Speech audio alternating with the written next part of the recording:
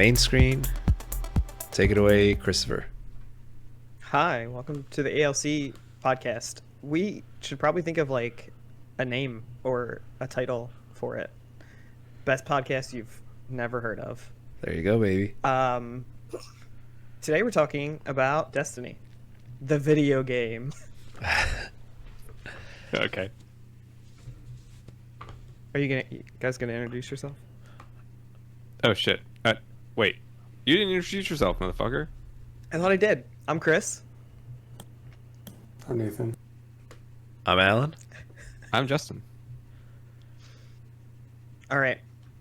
So we're gonna talk about Destiny, the video game. How many people here have played Destiny, the video game? I play Destiny. I have, I think, over 1,000 hours now. It's a pretty good game. I like it. Allan, have you ever played Destiny, the video game? You have. We've I- played together. But I have answer played. yourself. I've played not Destiny 1. I've played Destiny 2, and I have played for just under 400 hours. Oh yeah. To clarify, I have played Destiny 2. I have never played Destiny 1. I have also never played Destiny 1. Have played Destiny 2. Nathan, how about you? No, but I played some of the other Bungie games for Destiny. Never dove in.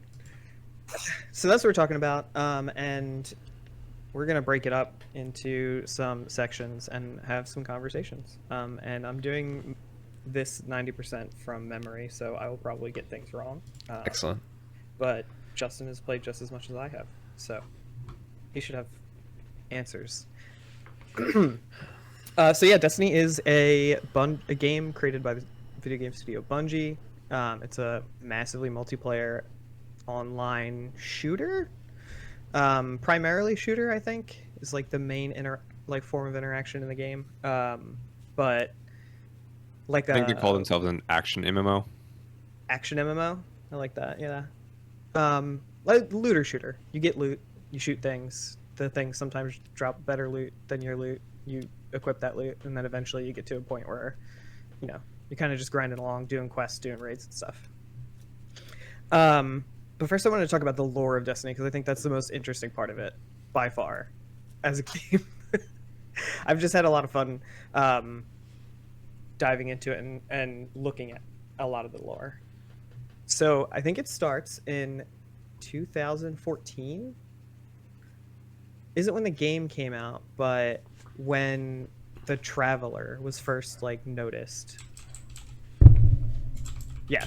Who is the Traveler? Yeah. So in 2014, all of a sudden, some presence, some object is found hovering over Mercury, or Mars. Yeah, it was over. So humanity sends a joint effort out to the stars on a mission to go find out what this object is, what this thing is that has just landed on this planet. And when they get there, they find that Mars has an atmosphere, and it starts raining, and they find that this object, whatever it is terraforming the planet and making it habitable. The object in question is a giant golf ball that is called the Traveler, and he is just this giant computer, I guess. We don't really know what's inside. It's like a machine. It does space magic.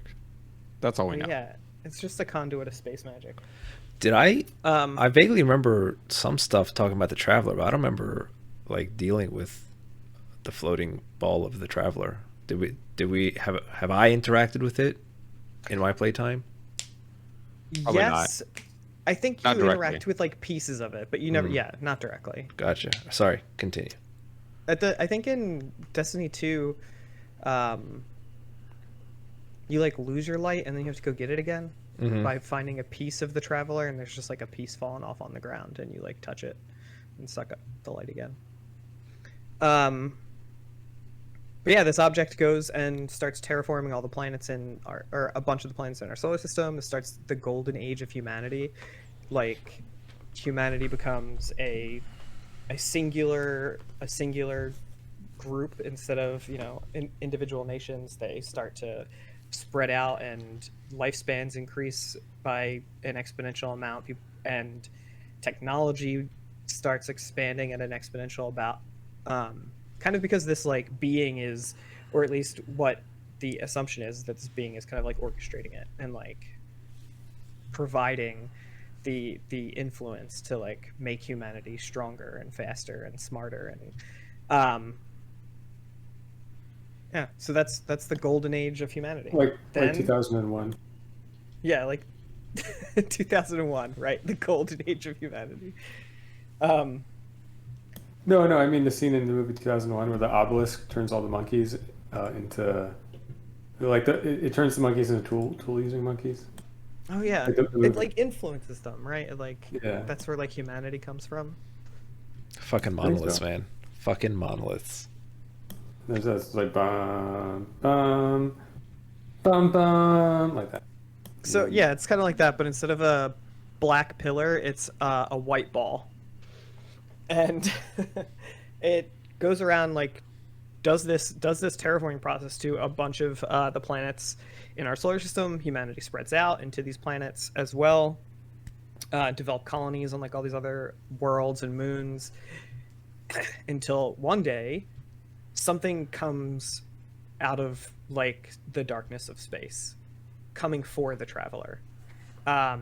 It comes to our system and decimates everything, trying to get the traveler. They have a all-out war that lasts for like, X number of years, where it's just these two clashes of like light and dark energy smashing against each other.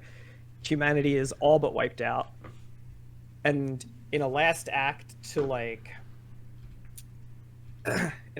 kind of like stop the traveler from fleeing from this darkness, it's said that like this war mind, this like computer that was created by humanity to just essentially keep them safe, like just an AI that would perceive threats and then devise solutions for those threats, fires on the traveler, causing it to stop.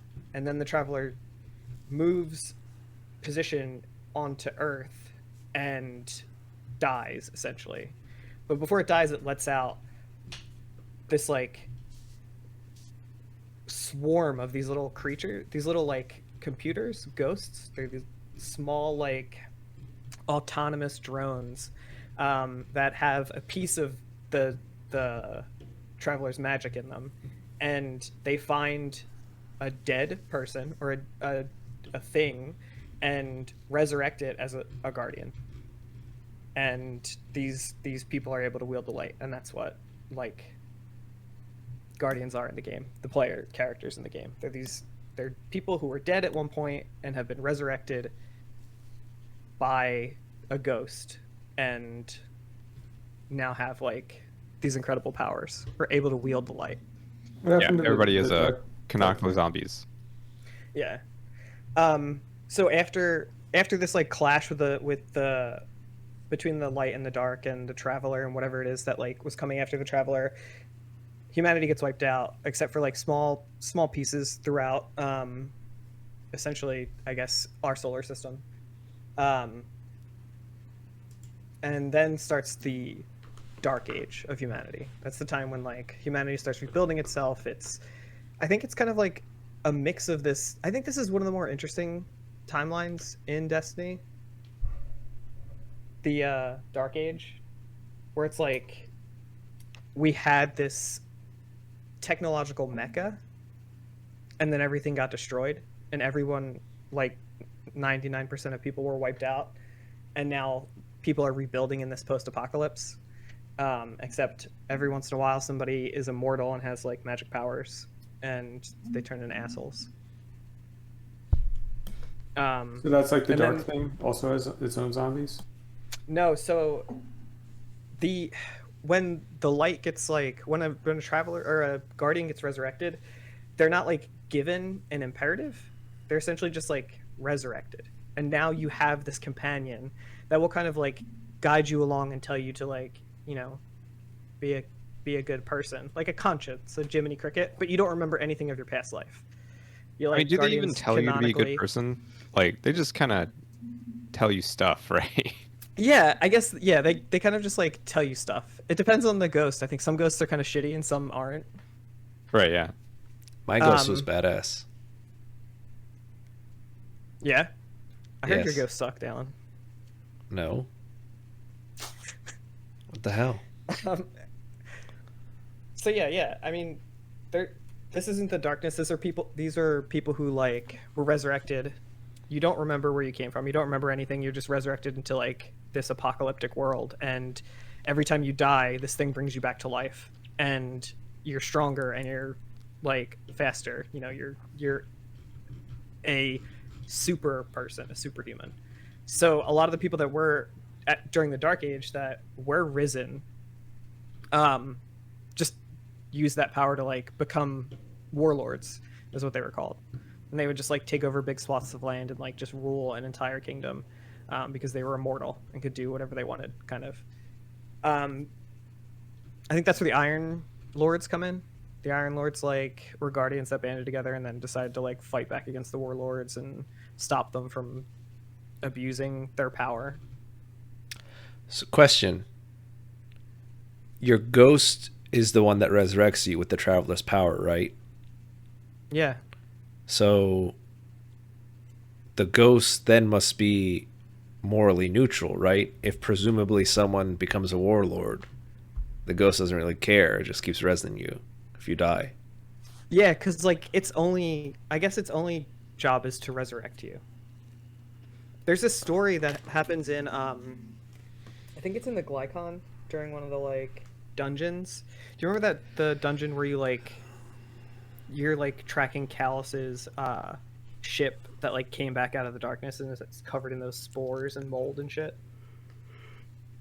I think we did that dungeon a bunch of times. Maybe. But I'm pretty sure in there the Guardian killed his ghost because he wouldn't stop resurrecting him, and he didn't want to be there anymore.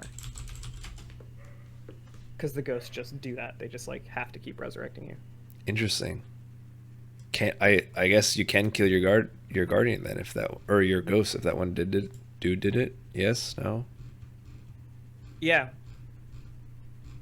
Can only the guardian kill their own ghost, or are ghosts No. moral? There's been like a few instances of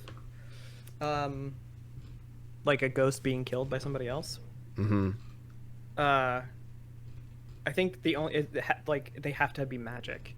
They say it's like has to be a paracausal.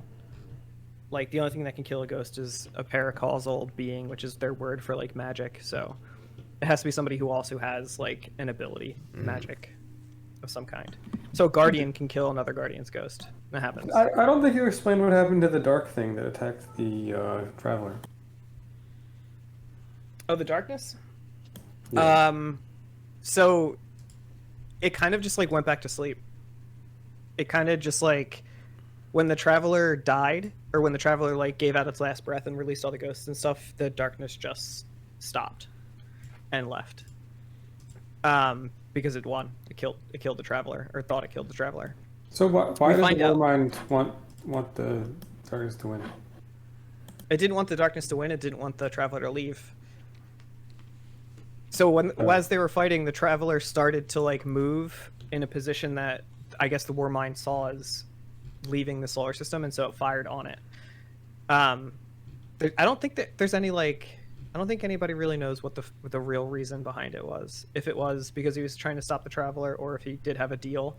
We talked to Rasputin again in the game. So like the events of the game take place hundreds of years after all of this happened.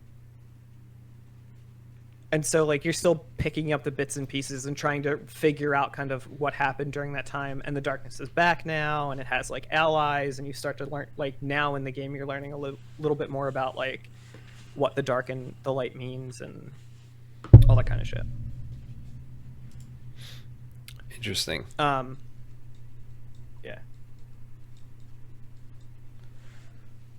So is this story, is this sort of a foretelling of what's going to happen in the next couple hundred years, you think? For us, Yeah. I mean, that'd be pretty dope. Some Would it be dope? godlike being Yeah, for sure. What part of it isn't dope? The part where there's one city. Well, now, I mean, there was like thousands and thousands of years, or thousands of years of like awesomeness. Oh, okay. Like Golden Age. And then it all sick. falls apart. All right, cool. Like we can live through the Golden Age. I'm cool with that. That lasts for a couple hundred years, right, or something like that. Mm-hmm. Yeah, I think it's like 1,000 years between the Golden Age and the collapse.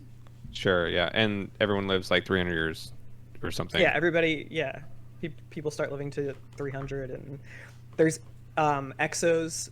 So this one company just starts creating all the crazy like weird robotic tech, and they create metal bodies that people can transplant their consciousness into, and just live forever as a robot.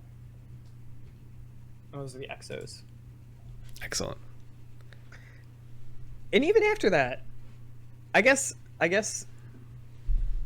the Dark Age sucked for everybody that wasn't a Guardian. It sucked for everyone, including the Guardians.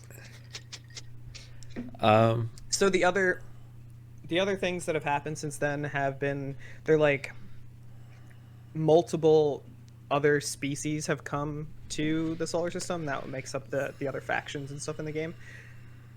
What were you saying, Allan? I was saying, is this all so far pre-Destiny 1, or this is all Destiny 1? Yeah. This is pre-Destiny 1. Okay. Destiny That's a 1 pretty takes big place... detail. The other species thing, isn't that like doesn't that imply there's like some like pan-galactic civilization? Isn't that like... So... Would that be a bigger part of the lore?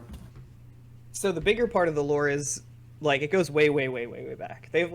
So the lore in the game is told through like these grimoires, these books, and it's just written lore, and a lot of it is like poetry, and a lot of it is like weird tech language because it comes from the different species and stuff. So like their different styles of writing is like represented in there, which makes it a little bit hard to understand what's actually happening. So a lot of the stuff that I'm talking about is like best guesses and things that have been confirmed, but there is other species. Most of the galaxy is just dead because this darkness has been just destroying everything. And the implication that I think we find at the current point in Destiny 2 is that like nothing else exists. Like everything else outside of our solar system has been destroyed by this darkness, and we are the last of what's left. The last thing, period. Yeah. Yeah. So the other species have come to Earth through different things. Like the Cabal are these big war rhinos. I always kind of thought of them as like hippos, but Hippos? I don't know probably. exactly. They're like big meaty looking dudes. What are the brutes from Yeah, Halo? From Halo? Brutes. Yeah. They kind of look like Halo brutes, and it's like this race of warfaring space rhinos who their entire civilization was destroyed by the darkness, and they've been both trying to like rebuild it through conquering spaces, but also through like, yeah, I think what brings them here is they're trying to conquer area. They're trying to like just conquer different places of the solar system. The Elixni, or the Fallen, they're like these insectoid people, and their story is that they were a civilization that had once been blessed by the Traveler. So the Traveler like gave them a golden age and helped them like throughout their development, turned them into like a spacefaring species, all that kind of stuff, but then left them, and then the darkness came, and so these are like the dregs of that civilization, and they're mostly like pirates and shit, and they've come here to try and get the Traveler back to like try and take him. And then the Hive. Yeah. Sorry, Dude, which one was that again? The one. So that's kind of like humans, but the Traveler didn't stay there. Yeah, but the Traveler didn't stay there. Yeah, they're called the Elixni, or the Fallen. They're like insects. They're like big insect people. They have like multiple arms and multiple legs. They're mostly pirates and scavengers. Their like whole culture is like based on pirate stuff. This season, Allan, is all pirate themed. Fucking love pirates. Like all that shit Yeah, is season pirate. of plunder. Season of Plunder. It's pretty good. I've been having a good time. And then the last... Oh, there's two more. So the Awoken are humans that got stuck in a black hole. for a billion years and now have come back out of the black hole to help humanity. I think that sums up the Awoken. So The they're Awoken Exos and humans are the only races you can play. Like, you can play as a character. so wait, so the Awoken were in a black hole for what, millions of years, billions of years? Billions of years, I think. So I think their story goes like, as Rasputin saw the darkness coming, the war mind. Mm-hmm. His name is Rasputin. He saw the darkness coming, and so like he prepped all this stuff to try and like save humanity. One of them was these colony ships that were supposed to go off into space and like far away and colonize things. A lot of them didn't make it off Earth. A lot of them didn't make it out of the solar system. One of them made it to this point between the light and the darkness where they started fighting, and it created a black hole that sucked the ship in. And these people, through sheer force of will, I guess, lived on the other side of that black hole and created an entire universe in there, where they lived for like a billion years as immortals. And there's like this whole weird shit with them, but they're like elves. They're Destiny elves. And They went and they lived in the Undying Lands for a billion years and then came back. so is it? Were they able to survive for a billion years and come back because of like weird black hole time dilation stuff, or was it just like they went to the other side and like, I don't know, time just, I guess it'd be the same kind of thing. Time just moves differently, or Yeah, it's the time dilation stuff, because they didn't come back at like the point that they left. They came back like a couple hundred years later. interesting. But the way that they came back was like Mara, Sav, and Uldren like amassed a group of people that all tried to get back, and they devised a way to like get back through the black hole that they came through. Interesting. It was called the Distributary. That's what they called their world that was created. This the lore kind of reminds me of the Final Architecture series by Adrian Tchaikovsky. Oh, yeah? Yeah. So there's kind of an analog to the Traveler, but not really. So basically, the idea that there's sort of this force, kind of like the darkness in that universe. There's some diverse aliens, but like there's this force of nature or something that tends to happen to planets that are heavily colonized, where like these things that they call architects just sort of come out of hyperspace, and they're called architects because like what they do is they just warp matter, and then they kind of make it into this like fractal kind of sculpture thing. They kind of explain that a little bit as in like, so there's hyperspace in this, so ships can kind of travel through hyperspace, and there's some setting about how that works and what you need to do to do that. But like say you have some ship and the hyperdrive explodes. Well, if the hyperdrive explodes, like you might end up with a ship that like looks like it's been like kind of twisted up into a bunch of pieces. And that's basically what these architects do to any kind of planet that they come across. That's like, and they tend to do this in inhabited planets. And these things are like moon-sized.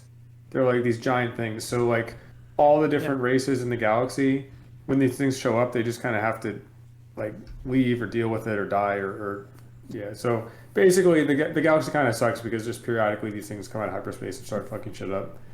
And that's kind of like the darkness. The darkness ships are just giant pyramids. They're like these triangle-shaped ships, and they're gigantic, moon-sized pyramids.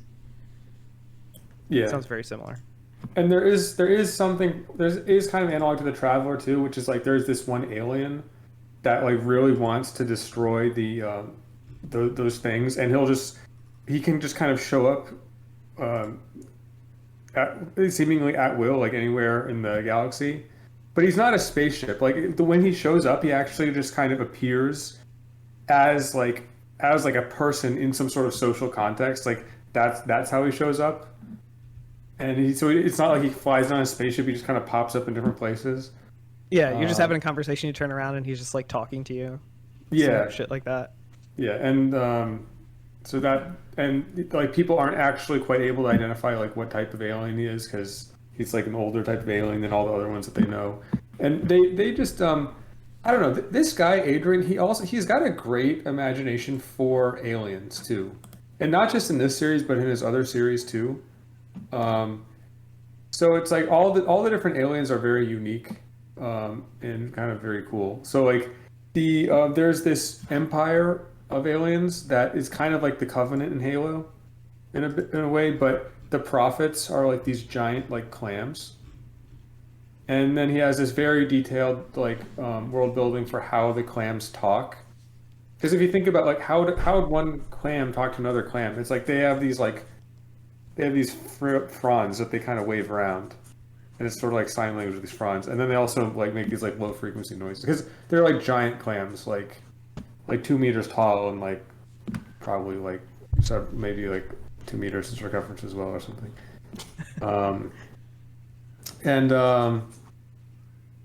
Yeah, and so go ahead.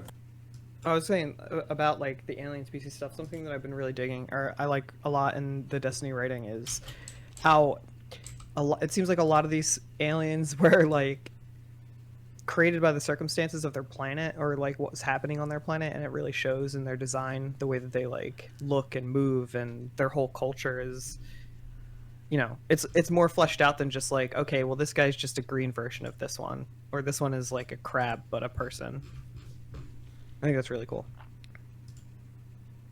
Yeah, I think people just imagining interesting aliens has maybe just come a ways since earlier days of sci-fi, where it's just like wrinkly forehead humans or something.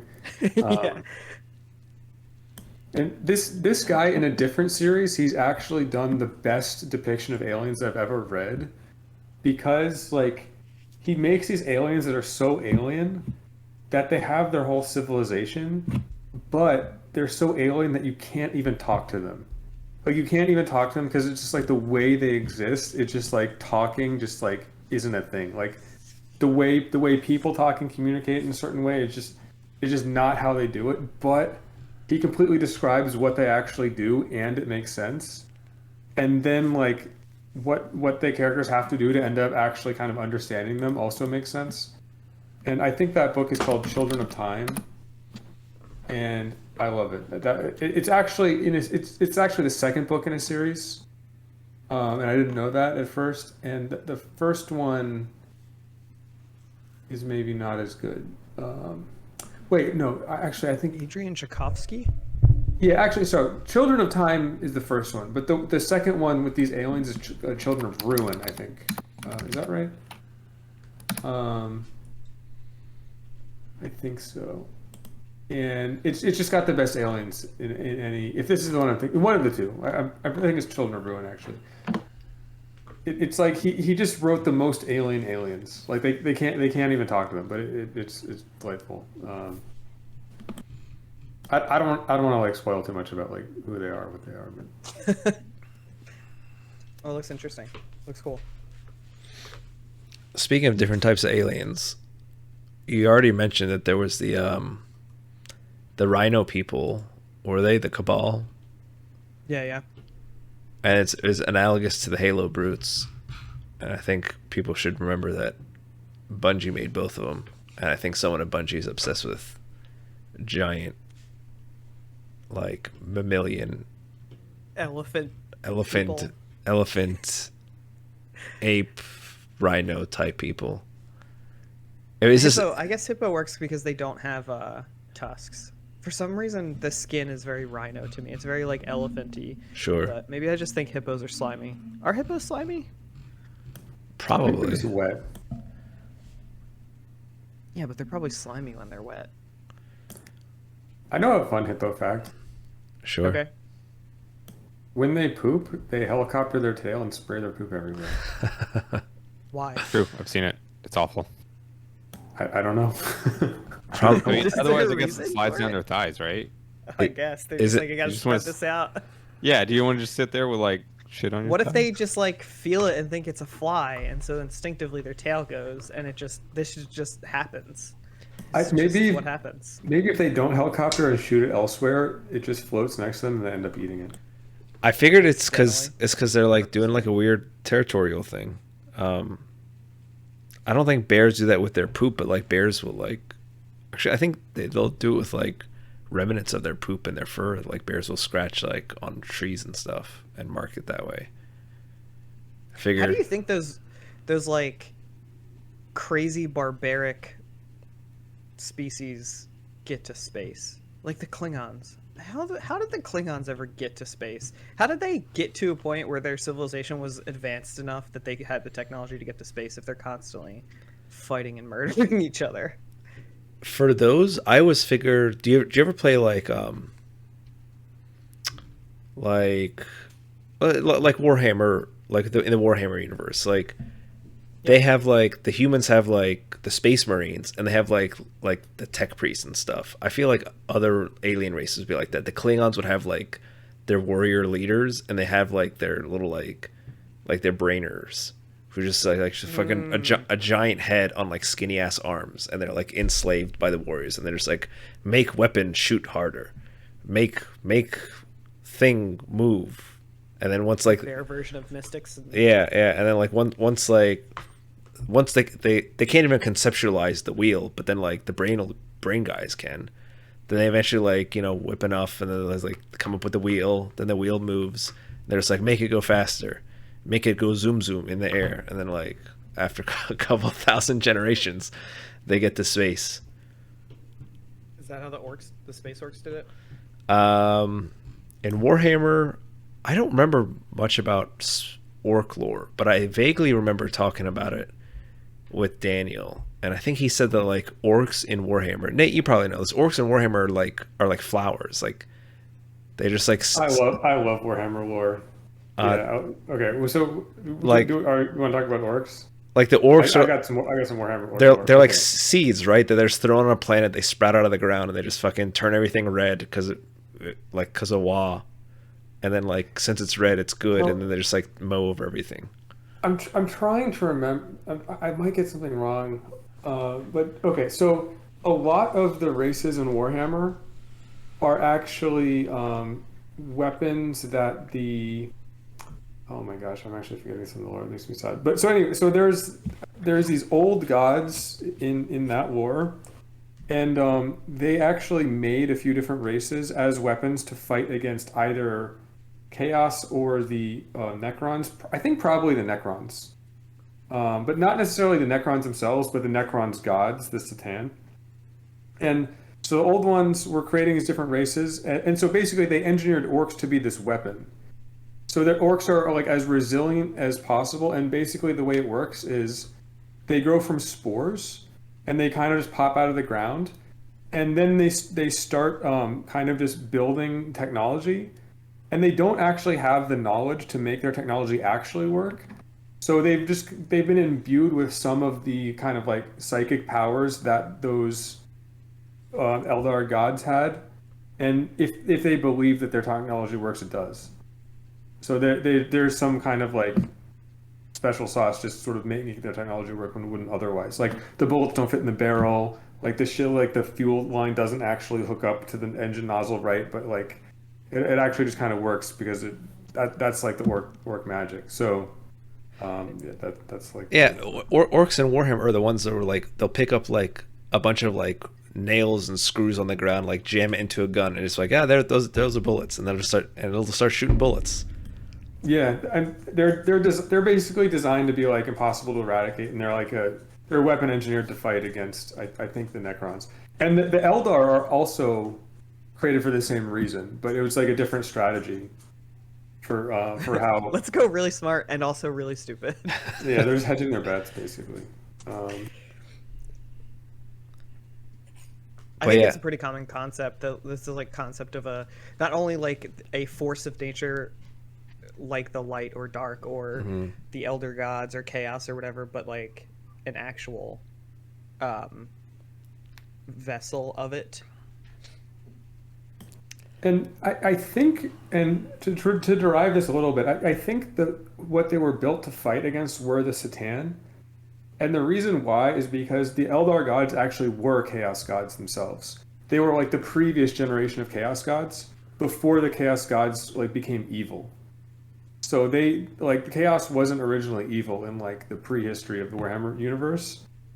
And then it was only after like the universe started, the Warhammer Galaxy sort of started going to shit, that like all the suffering in the galaxy sort of turned the warp evil, but it wasn't evil originally. And as the warp became evil, that's when those Eldar gods died. And because the Eldar gods died, that's why the Eldar like can't make new like souls anymore, because they relied on their like original like warp gods to do that.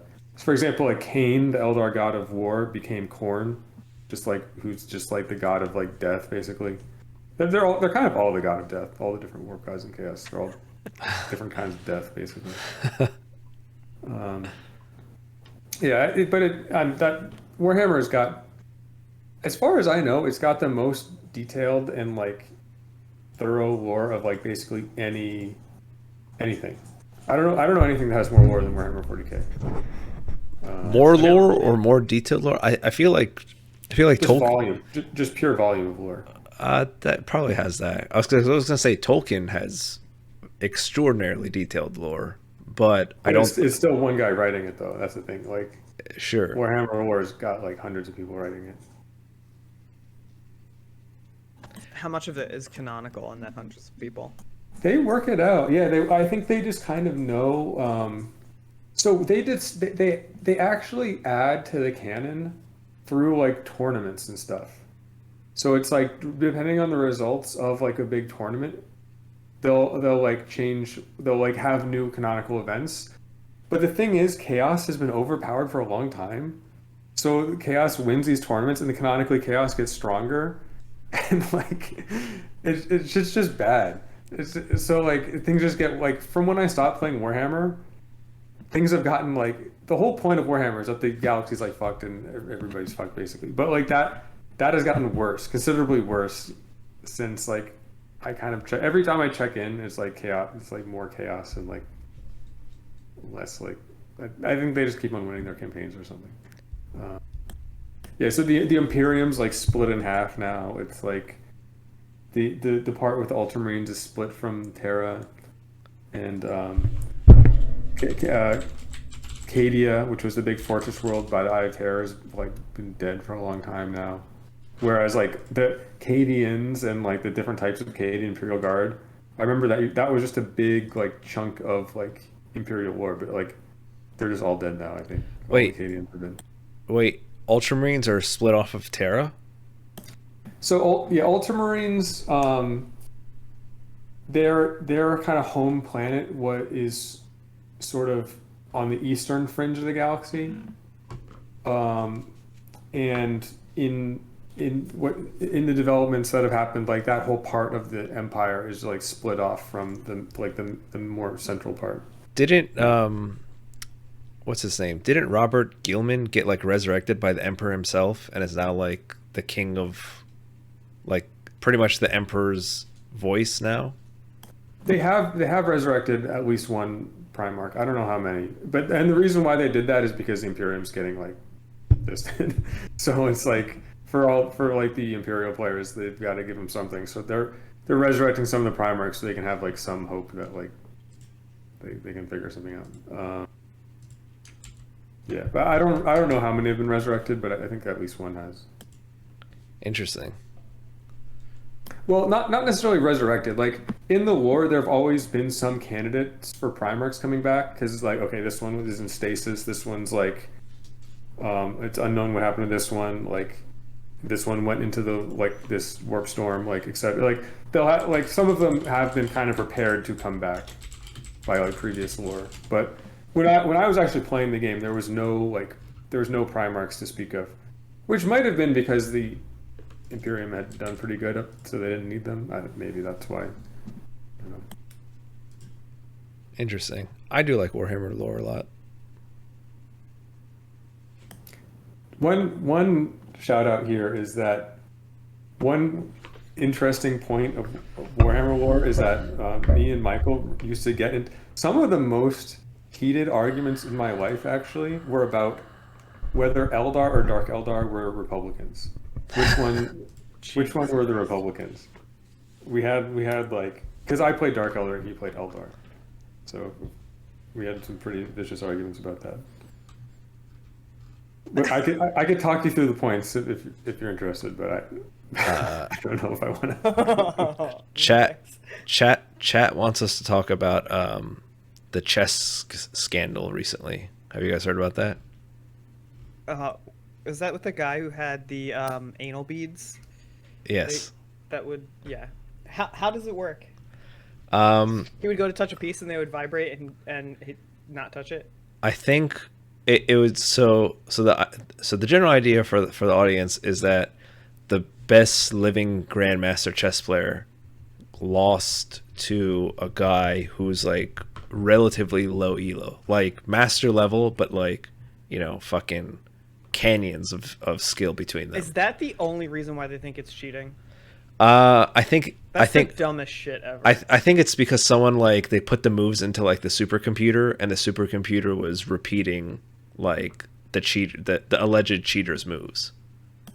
I think I saw an analysis that actually made me sympathetic to that guy because apparently throughout chess history there have been some chess players that instead of playing good themselves just have a certain like disposition about them that just makes their opponents play worse. There have been a few players like that, and like I just thought maybe this guy would maybe the game is kind of getting back to that kind of thing. It's just kind of in the cycle of stuff, but yeah, he apparently he has cheated in the past in like online tournaments or something. Yeah, so that was the other thing. Both the alleged cheater had cheated in the past, and the alleged cheater's trainer has been confirmed caught cheating at a tournament. So like that did the rounds of the internet, and then people were just like, well, it sounds like he probably had like anal beads in his butt and they were vibrating like code. I think someone like specified it had to be the beads, and like each bead would vibrate in turn. Why does it have to be the beads? So I don't know, because apparently, dude. I think there is like some slight security monitoring and like detection to make sure you don't have like a thing in your shoe or. So like the only way he earpiece. could have possibly have snuck a device in to cheat would have been in his anus. In the anus, yes. I just thought of how it might work actually. I just thought of a way. So what if the whole computer is all in the beads, and you clench in Morse code to give it a position?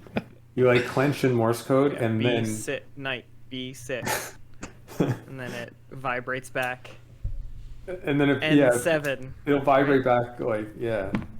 I mean, would it make way more sense that someone else is watching the tournament, and then they're just like punching on the anal bead app, like, hey, Morse code, like move knight to B6. You're saying that would make more sense? Yeah.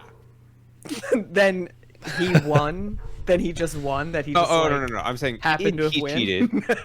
Would it make more sense that someone else is pushing in the button to make the anal beads vibrate instead of him clenching his asshole? I don't know. Maybe. I mean, you would is there a delay in the tournament feed? You know. I mean, like I think you have timed. a long time to make moves. It's I don't think it was like speed chess, so. Yeah. It's not speed chess. But it is, you know, standard time chess. Mm-hmm. Right. Yeah. Which you have like a pretty generous amount of time, I think. But no, I do think that is probably more likely than he was able to fit a supercomputer into his ass. Yeah, sure. The thing about chess though is you really just need literally any computer at all.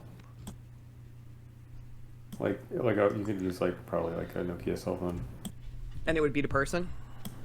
I think so, with the right software. Interesting. I mean, yeah, go play chess against your computer. Crank it up to Grandmaster. Do you think chess masters win against Grandmaster computers? They do, right? Depends what software. There's software that can just beat the pants off literally any human chess player. Yeah, my understanding was that like a grandmaster can win, but they can't like win every game. So if they play like 10 games in a row, they're eventually going to lose. I don't think that's up to date. I think they can't win. Oh, possibly. I think maybe they can draw if they play white, but I don't think they can win. That's it. Chess is GG. GG against computers. Yeah, that's pretty solved. Yeah, I think it's pretty GG.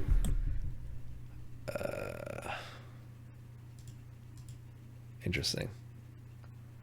So where were we with Destiny? We're at. Justin, why do people hate Gambit? Because it's a bullshit understand. mode. Like, no, that's not an answer. Feels Why? bad.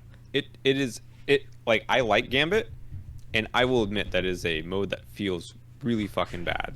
I can tell you exactly why. I can tell you exactly why. You remember in WoW those quests where you have to go collect the fucking candles and take it back to the spot from the kobolds? It's that, but in a game mode that has like lots of high stakes. So it's like, go kill this thing, go collect this thing, go turn it into the quest guy. So you're saying any kind of banking, any game mode, any multiplayer game mode that requires banking, Dunzo. Bozo game mode only for losers. I wouldn't necessarily say that. I enjoy Gambit, so I actually have a lot of fun.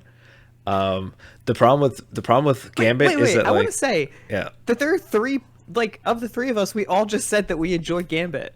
Yes. So why is the general consensus that Gambit sucks and people want to delete it? Because people hate collecting shit. No, I think it's way beyond that. All right, so like I'm like a top 1% Gambit player, right? Hang on, let me explain. It's not just a brag or anything. Like there's a specific way you have to play Gambit in order to win, especially if you're like solo queuing. Like there are checkpoints that you kind of have to meet where you like get all your teammates to bank exactly 40 motes, so you can get the first invasion. If you get the first invasion, then you can deny their 40 motes, and you basically win the game. It's very fucked and very snowball. No, it is very snowball. That is trials level bullshit. That is not. What do you mean? Free game mode Gambit shit. That is ridiculous. How is that ridiculous? Do you know how easy it is to like kill like 2 guardians? Like if you get the first bank. If you get the first bank, you get the first invasion, and you kill 2 guardians. They're behind the whole fucking game. Like, are you supposed to just like go faster? It's not really like a thing that you can really do. No, you invade them and you kill their guardians, and then they become down as well. Like that's the whole point of Gambit, is that it's fair on both sides, and it is like. But it's kind of not. I mean, it kind of is in that, like, you know, both people have the opportunity to get to the first bank and first invasion, and then I would be sympathetic to that point of view if Gambit had like a ranked mode that was like that mattered, like it originally did, like old school Gambit with actual ranks and like competitive play. Gambit is not like that. Like, I have something that will solve everything. We just need skill-based matchmaking in every mode. Just fucking don't put me against a 0.01% team when I'm like a 10th percentile player. All right, just don't do that. You said you were top 1%. I know. Maybe that's why. I am. And even when I go against the 0.1% player teams, that is a miserable experience. It is just I'm dead. I can't do anything. There's no way for me to win. It is not possible.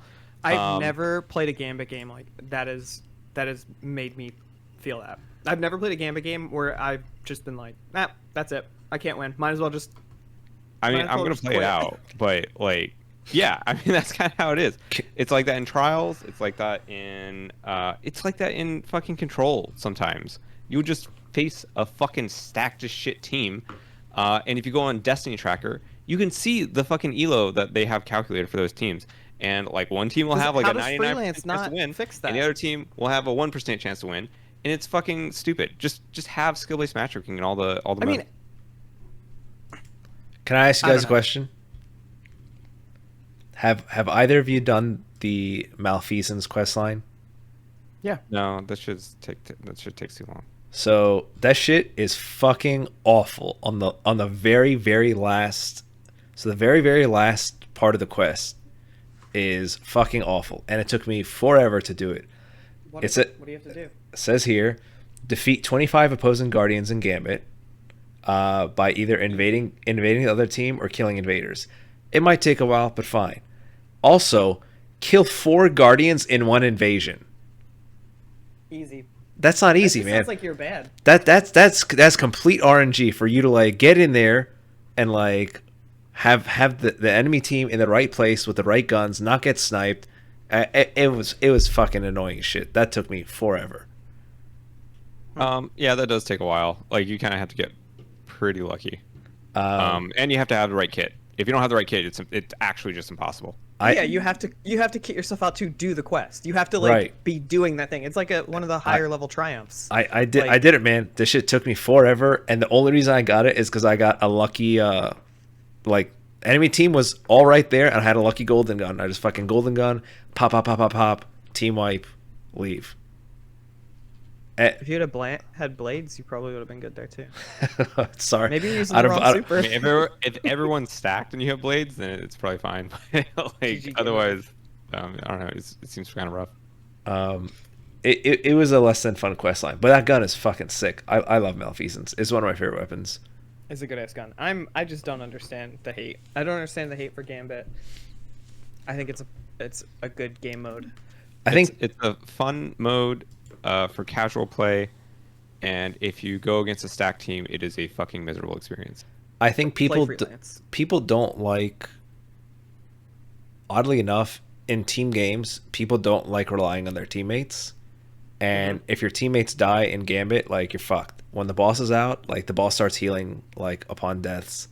If your teammates get killed, they drop their motes. It's a fucking nightmare. And if you're going in there solo, well, they changed a lot of that. Teammates now will drop half their motes. That's not bad. So if you die, half your motes disappear, and the other half just drop out of you, and you can pick them up. Somebody else can pick them up. I feel like there's more invasions during the primeval phase, and I feel like that's a bad thing. Like I don't know, maybe I'm really biased, but I feel like if one team has like one person that's really good at like just invading, they're just gonna win.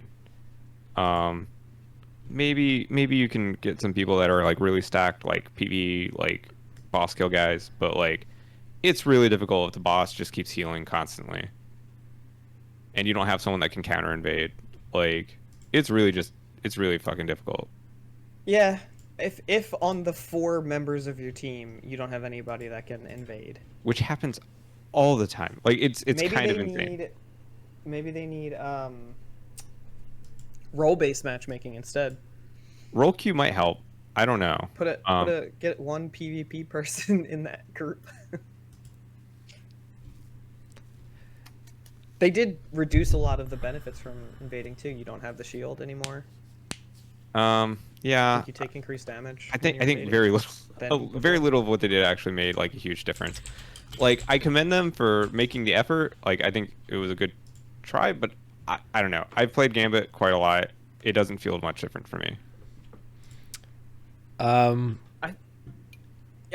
don't think anything they can do is going to change this. This is just a general problem in like all multiplayer video game sphere. There's nothing they can do to make the other people better. Sure. Nothing Destiny or Bungie can do is going to like make your teammates in Gambit better, and it sounds like that's your main problem. That's not even true. That's not even close to true. That's not. You just need skill-based matchmaking. No. And then you get queued with better people. Better. You just do. Or you get queued with worse people, which is also just fine. I think we should explain to the viewers, if you don't know what Gambit is a 4 versus 4 sort of PvE, PvP mixed game mode where each team is in their own instance of the map, and you have to kill a bunch of enemies. Enemies drop motes, which are these little items that you have to collect 100 of and deposit them. I think 25 at a time. 15 is your max stack each player can carry. So you deposit them 15 at a time if you can. And every time you deposit big stacks, the enemies get a debuff or other enemies spawning on them. Yeah, so depositing moats causes enemies to spawn on the other side that are called blockers, and they lock down the bank for the other team, so the other team can't deposit anything. And the blockers increase in size depending on the amount of moats you deposit, 5, 10, 15. Then once you deposit 100, your team spawns the boss, so all other enemies despawn, except for the boss's ads. And then the first team that beats the boss wins, but the boss heals anytime one of your teammates dies. I think it has to be within a certain radius of the boss. Just during the phase. Yeah. If the boss is up, no matter where you are. So, yeah, every X amount of moats that get deposited, or during the primeval phase, I think it's like every certain amount of seconds, a portal opens up, and one person on your team can jump through the portal, which takes you to the opposing team's instance as an enemy, and you can fight them and kill them. And then killing them does stuff like cause them to drop their moats, or if the primeval's up, heals the primeval. Yep. So a lot of what we've been talking about is people's issues with their teammates either dying, dropping the moats, healing the boss, and like otherwise dying to invasions.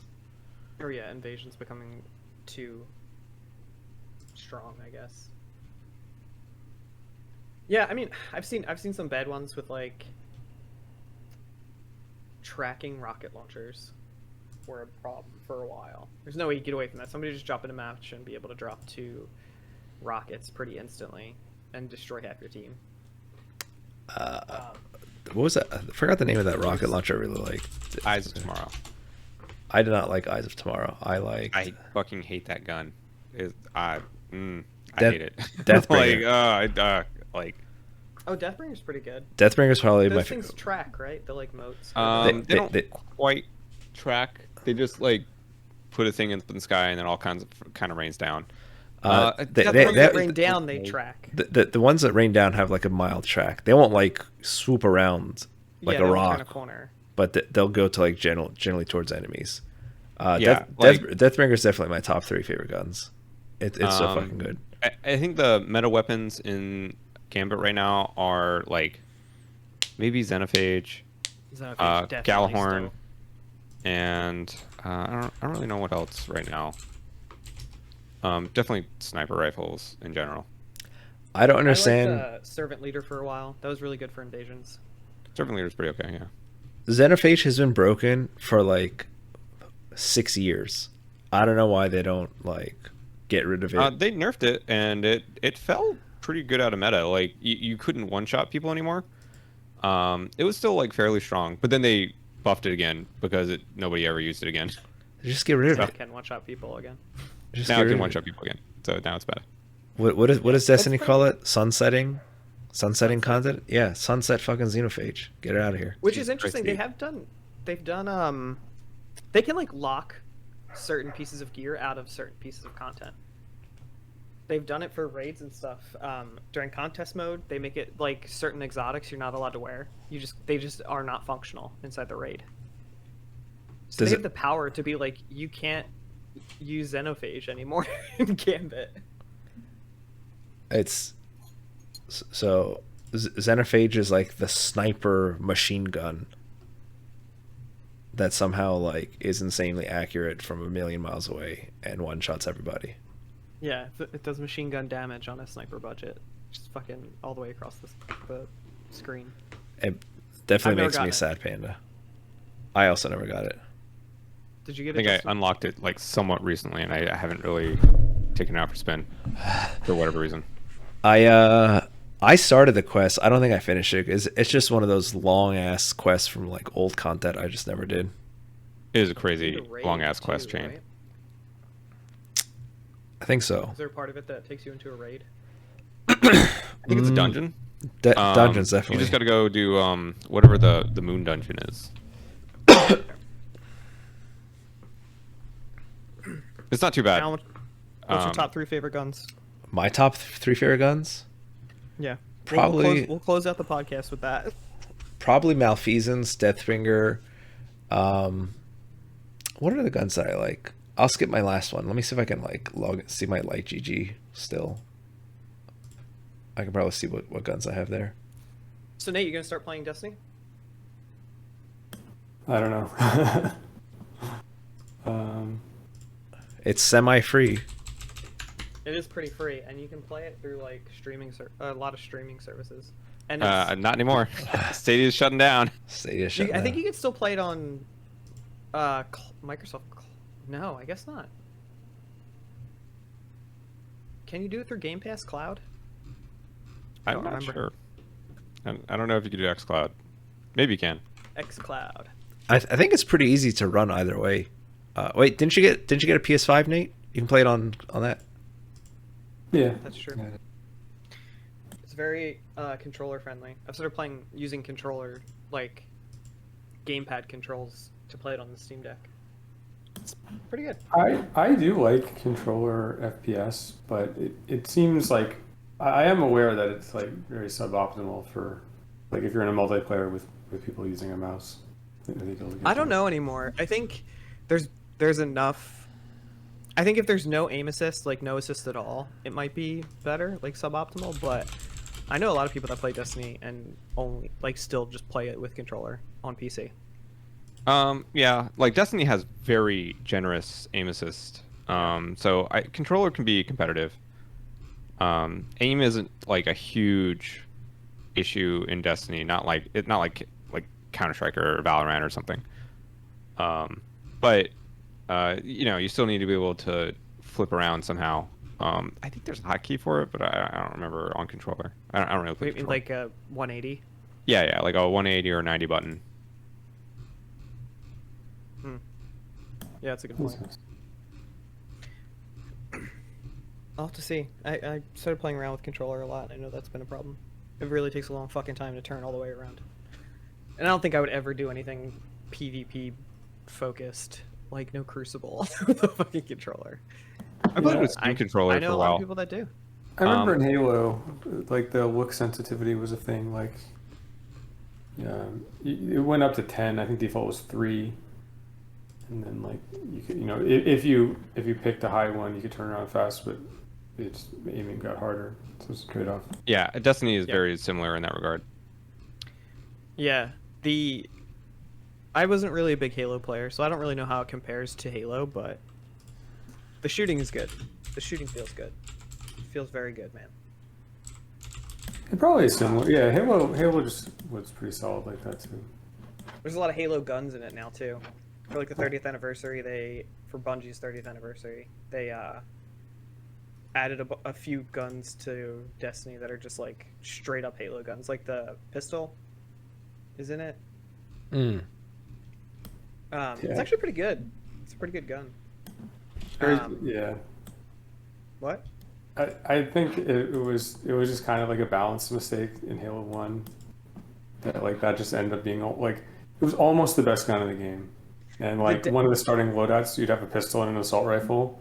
So first thing everybody would do would just like switch to the pistol and then like use out the rest of the game. Like, there's only a couple things you could find that were even better like in any situation. Like the rocket launcher was better. It's like okay, go ahead. It's it's like a strong pistol. It's a sidearm. It uses special ammo, so it like does a lot more damage than a typical gun. I think it has a really high crit multiplier on it. So if you get headshots with it, it like does a shit ton of damage. Yeah. Hand cannons in general are kind of like the Halo 1 pistol. It's like 3 headshots as a kill.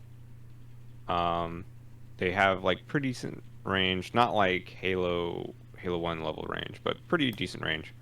In Halo 1, it actually wasn't even 3 headshots. It was 3 shots, and the last one had to be a headshot. Just random Halo effect. Was that really? Yeah. Dang, I Because don't remember. all shield damage didn't track headshots separately, but armor damage did. Interesting. Interesting. Shield damage doesn't do that on enemies. It does on Guardians. That was for Halo 1 at least. They might have changed that later. The battle rifle. That's the other one. And then the 2 swords that are just the Halo sword, but they split it into 2 distinct swords. They like split it down the middle and turned it into 2 swords instead. Yeah, and they added a perk that makes you lunge like super long. It's pretty cool. Yeah, Eager Edge. fucking ridiculous. I hate that thing so much. Yeah, it's tied to like you have like 3 seconds after you whip it out to make the super long lunge, and then it goes away until you whip it out again. Until you whip There it out was again. there was just a bug. I think it was in Halo 2. It worked with any gun, but for some reason it was way easier to do with the rocket launcher. I'm not sure why. But if you just like have the rocket launcher and then just like aim at somebody, then switch weapons with the sword really fast and pull the trigger, you'll just lunge like all the way to wherever they That's are. probably where Eager Edge came from. It was pretty hilarious. Like with other guns, I think you'd have to have like a controlled setup to get it to work. But for whatever reason, the rocket launcher, you could actually do it in game, like because you just switch weapon and pull the trigger, and odds are it would just work. Yeah, the battle rifle in Destiny has a perk called blunt execution rounds, like BXR. So the perk actually makes you do extra bullet damage after you hit a melee attack or something like that. I remember like there was some stuff you could do in Halo 2 that I really thought maybe they would like build up and actually integrate into the game. In Halo 2, there were these things you could do that were like animation cancels. So it was like tech. It was almost like fighting game tech. Like if you got up next to somebody, you could like cancel this second half of your melee animation by like throwing a grenade, and then do another melee animation like immediately. So you could do these like double hits like that, and yeah, it was actually good. If you were good at that, like that was actually like a good strategy. And I thought it would be a cool thing to do if they actually sort of leaned into that a little bit, and then like you could even have some fighting game mechanics, like when characters got up close. I don't think they ever did anything like that though.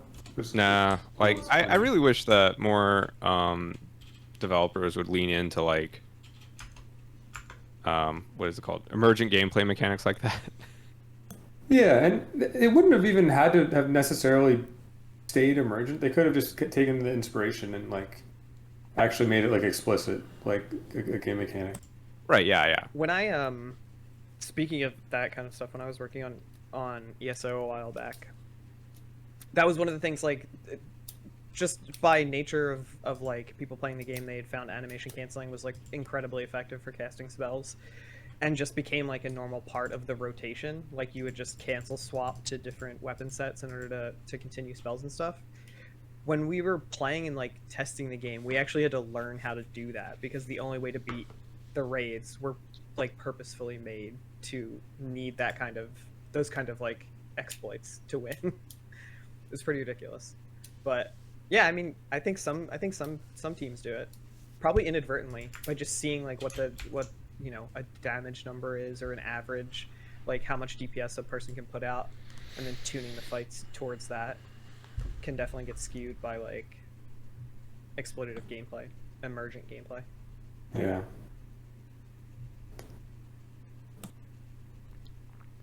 And so I think the trend, I know that StarCraft 2 they took a lot of the emergent StarCraft 1 gameplay out. Like a lot of the emergent gameplay in StarCraft 1 had to do with like pathing weirdness. And then the pathing in I don't know. StarCraft 2 was like so much better. It just kind of took all of that out. Yeah, I'm kind of okay with that. Yeah, I guess I am too. But like It makes the game impossible to balance if like most people are just using various exploits in order to get ahead. Yeah, So- like weird pathing exploits. I don't know. That's like on a different level from like mashing a button Well, combination in sequence. So I don't know. I don't know. Because StarCraft 1, like the pathing engine, it wasn't strong enough to actually.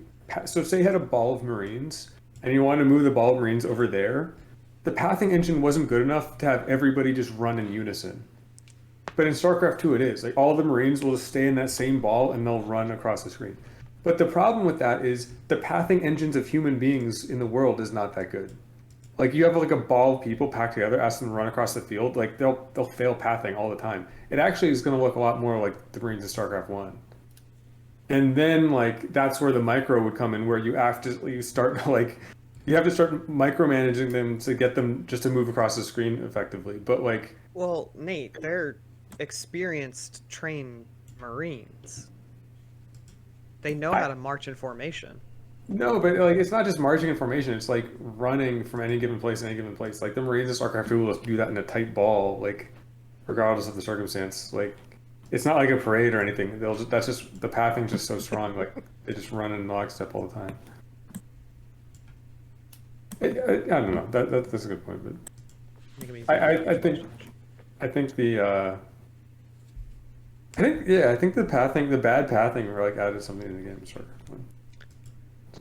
Looks like wave dashing and dash canceling and Smash.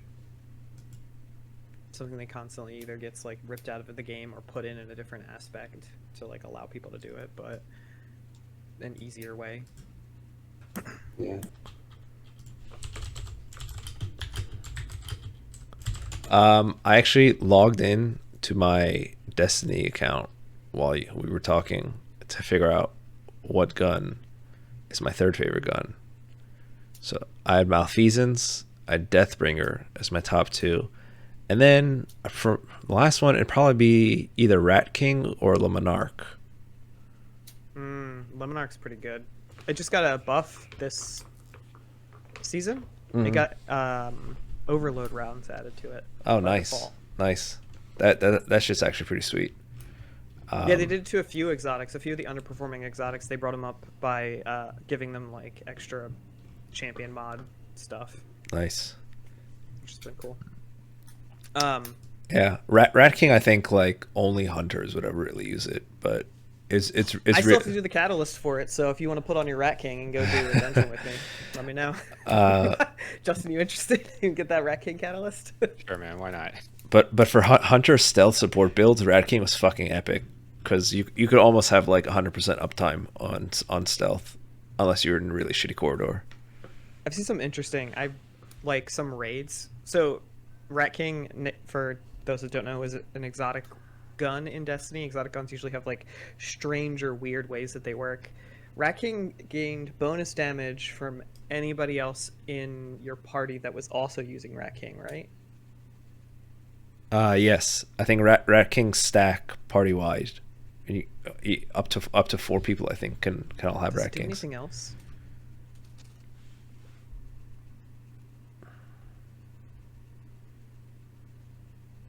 Yeah, stacks up to 6 times. Reloading immediately after kill grants a brief period of invisibility. Oh, is that why it was really good for invisibility builds? Yep. You could just like reload and go back invisible. That's cool. Yep. And I think it did some sort of reset on hunter invisibility, some buff. But yeah, that was like the hunter invisibility buff build, which was I think pretty helpful when we did our, what was it, like the Grandmaster runs. Yeah. It's good for those resurrection. Yeah, dude. You get a full res off and then re-stealth you and your teammate. It was real good. What about you guys? Did you guys go through your favorite weapons?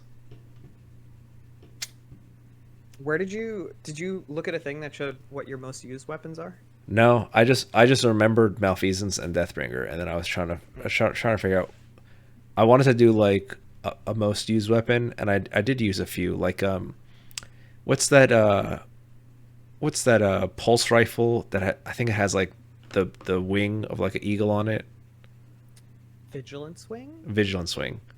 I use that a fuckload, especially in PvP. Yeah, it's a really good PvP gun, right? Yeah. But I use it mostly just out of habit than any sort of love or anything for the gun. I'm sure that actually might be one of my most used exotics just for that reason, but it's not necessarily my favorite. What are your most used guns, Justin? My most used? I don't know about that. Favorite guns? I bet I can guess one of them. Go for it.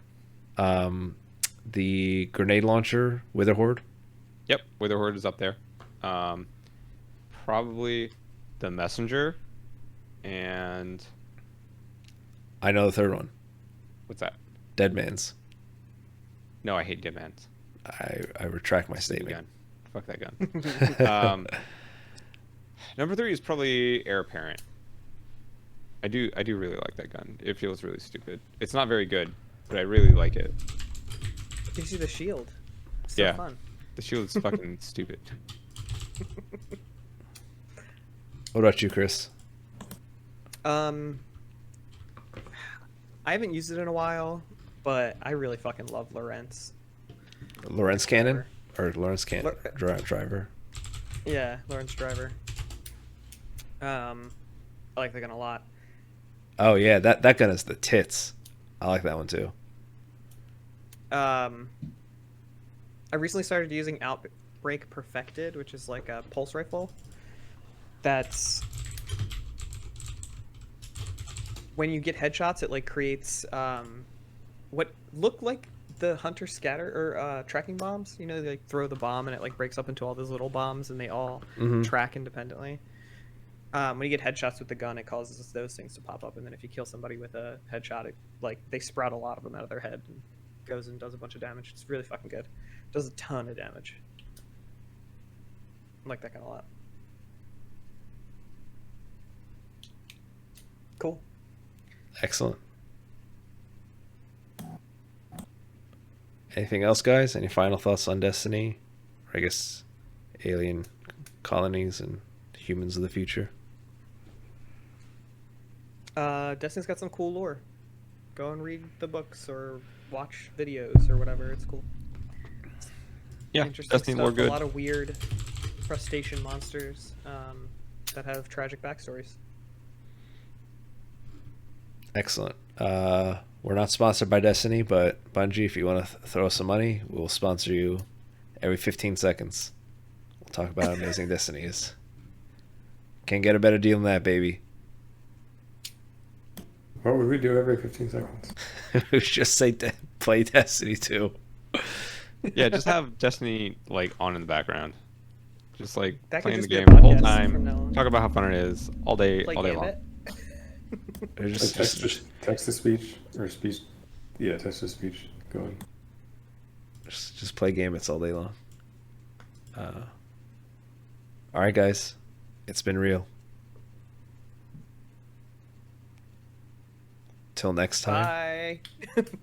I'm waving, but you can't tell. Adios. Bye, guys. Bye, chat. See ya.